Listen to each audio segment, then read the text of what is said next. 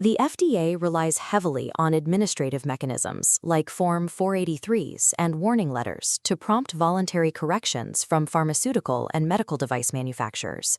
But occasionally, an inspection uncovers violations severe enough that the agency abandons the goal of voluntary compliance and begins preparing for a criminal trial. The specific statutory mechanism that bridges this gap is the Section 305 citation. The FDA's Regulatory Procedures Manual is explicit. A citation is never used for warning purposes. Its issuance means the agency has already established a violation and possesses the court-ready evidence required to support a case. The sole underlying objective of a Section 305 notice is to formulate a criminal prosecution recommendation to the Department of Justice. Before a division can issue this notice, they must clear it with an internal gatekeeper, the Office of Criminal Investigations, or OCI. OCI is the focal point for all criminal matters in the agency.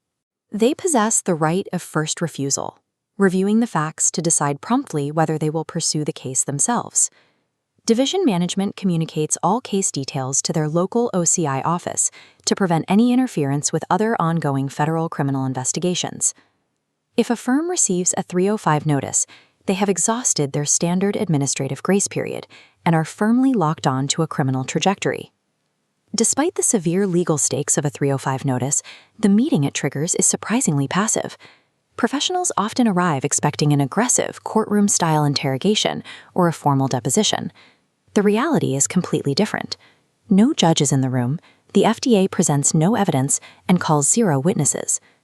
This chart contrasts a two-way adversarial trial with a Section 305 meeting, which operates entirely as a one-way presentation.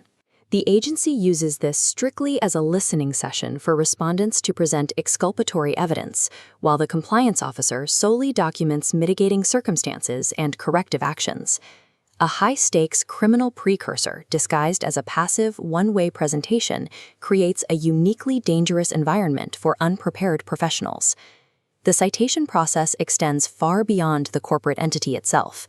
The FDA actively targets specific executives and individual employees. This aggressive targeting relies on a legal standard established by the Supreme Court, known as the U.S. versus Park doctrine. This chart shows how liability maps across a corporate hierarchy, bypassing the corporate veil to isolate specific operational leaders, like a plant manager or a QA director. The Park doctrine establishes the responsible relationship rule. Individuals are cited if they possess the power, authority, and affirmative duty to prevent a violation from occurring. Direct hands-on involvement in the specific violation is not required to trigger individual criminal liability. The agency generally requires that these specific individuals received prior warning through previous Form 483s, office interviews, or warning letters before a citation is issued. However, this prior warning requirement is entirely waived in cases involving immediate health hazards, deliberate fraud, or extremely gross violations. Under the FFDCA, the Federal Food, Drug, and Cosmetic Act, which gives the FDA its core oversight authority, corporate hierarchy offers 0 legal protection for individuals who fail their duty to implement preventative quality measures. The FDA initiates this timeline using a precise set of bureaucratic artifacts. The primary document is the Section 305 notice itself. Attached to this notice is Form FDA 1854, commonly known as the charge sheet. The charge sheet strips away statutory complexity, data sheet. Respondents are legally permitted to ignore this specific form, as its completion is not mandatory. Finally, the agency includes a mandatory information sheet, which officially outlines the non-compulsory nature of the upcoming meeting. This standardized paperwork forms the rigid bureaucratic foundation upon which the FDA will build its criminal prosecution recommendation. Inside the meeting room, the compliance officer enforces strict procedural boundaries. Respondents and their attorneys frequently attempt to use the session to extract detailed information about the government's case. The FDA strictly forbids this tactic. The meeting is entirely segregated from the formal legal discovery process. Any attempts to obtain internal case details or physical portions of FDA samples are immediately redirected to the formal Freedom of Information Act pipeline. The Freedom of Information Act, or FOIA, is a federal law requiring individuals to submit formal written requests to access agency records. This leads to the most critical legal misconception held by respondents, the expectation that they will be read their Fifth Amendment Miranda rights. The atmosphere in the room carries immense psychological weight. even without those formal warnings. Miranda warnings are legally inapplicable to a Section 305 meeting. Supreme Court decisions, specifically Beckwith v. United States and Oregon v. Mathiasen, establish the rationale.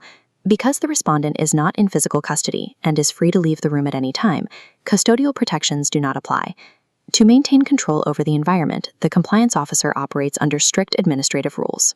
No unofficial audio or video recordings are permitted without explicit authorization from the FDA's Office of Chief Counsel.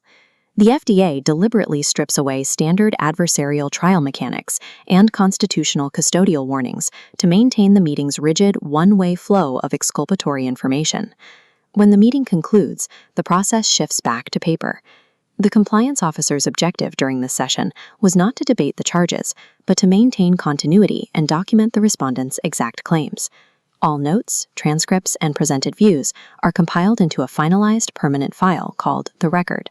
This record must include any mitigating circumstances, corrections to shipment dates, or subsequent corrective actions presented by the respondent. The compiled record is not a final verdict. It is the ultimate evidentiary package required by FDA division leadership to make an informed prosecution decision. This chart shows the procedural flowchart that occurs after center review, splitting into two distinct paths. On Path A, exculpatory evidence is sufficient, and the case routes back for administrative closure. On Path B, the evidence is insufficient, formally crossing the prosecution threshold. The final destination of Path B is a formal referral, reporting the violation directly to the United States Attorney to institute criminal proceedings. This outcome is the exact reason Section 305 exists in the regulatory manual. The meeting serves as a quiet, uncompromising administrative filter. It is designed to catch mitigating facts just before the full, irreversible weight of the federal criminal apparatus is engaged.